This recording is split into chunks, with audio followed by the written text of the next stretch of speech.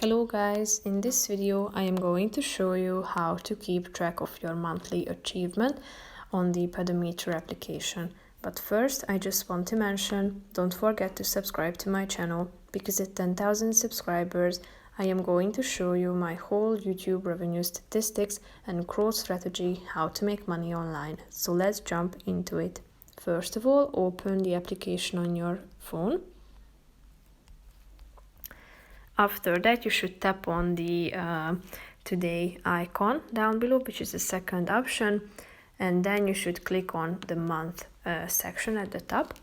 Here you can see your steps calculated in total, also your burned calories, your kilometers, and the hours as well. Here you can see your chart, so you can tap on each day if you are interested in how many steps did you make, how many calories you have burnt on a particular day. So just simply use this calendar here and you are going to see the exact data. So that's pretty much it for this video, guys. I hope you found it helpful. If you did, consider subscribing and see you in the next video. Bye bye.